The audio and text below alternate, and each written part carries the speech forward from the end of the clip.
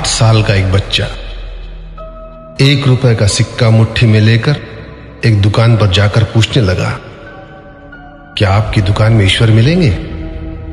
दुकानदार ने यह बात सुनकर सिक्का नीचे फेंक दिया और बच्चे को निकाल दिया। बच्चा पास की दुकान में जाकर 1 रुपए का सिक्का लेकर चुपचाप खड़ा रहा। ए लड़के, 1 रुपए में तुम क्या चाहते हो? मुझे ईश्वर चाहिए, आपकी दुकान में है।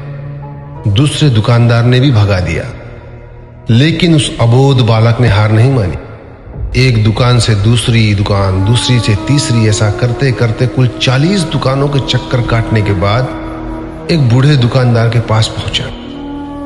उस बूढ़े दुकानदार ने पूछा, तुम ईश्वर को क्यों खरीदना चाहते हो? क्या करोगे ईश्वर लेकर? पहली बार एक दुकानदार के मुंह से यह प्रश्न सुनकर बच्चे के चेहरे पर आशा की किरणें लहराई। लगता है इसी दुकान पर ही ईश्वर मिलेंगे। बच्चे ने बड़े उत्साह से उत्तर दिया, इस दुनिया में माँ के अलावा मेरा और कोई नहीं है। मेरी माँ दिन भर काम करके मेरे लिए खाना लाती है। मेरी माँ अब अस्पताल में है। अगर मेरी माँ मर गई तो मुझे कौन खिलाएगा? डॉक्टर ने कहा है कि अब सिर्फ ईश्वर ही तुम्हारी माँ को बचा सकते हैं। क्या आपकी दुकान में ईश्वर मिलेंगे? हाँ मिलेंगे।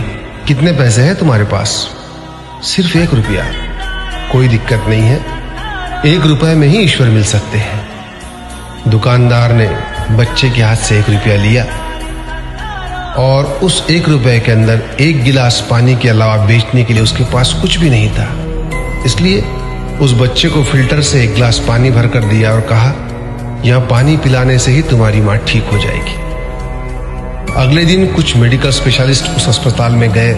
बच्चे की मां का ऑपरेशन हुआ और बहुत जल्दी ही वह स्वस्थ हो गई। डिस्चार्ज के कागज पर अस्पताल का बिल देखकर उस महिला के होश उड़ गए। डॉक्टर ने उन्हें आश्वासन देकर कहा, टेंशन की कोई बात नहीं है। एक वृद्ध सज्जन ने आपके सारे बिल चुका दिए हैं, साथ में एक चिट्ठी भी दी है। महिला चिट्ठी खोलकर पढ़ने लगी। उसमें लिखा था, मुझे धन्यवाद देने की कोई आवश्यकता नहीं है। आपको तो स्वयं ईश्वर ने ही बचाया है। मैं तो सिर्फ एक जरिया हूं। यदि आप धन्यवाद देना ही चाहती है तो अपने अबोध बच्चे को दीजिए, जो सिर्फ 1 रुपए लेकर नासमझों की तरह ईश्वर को ढूंढने निकल पड़ा।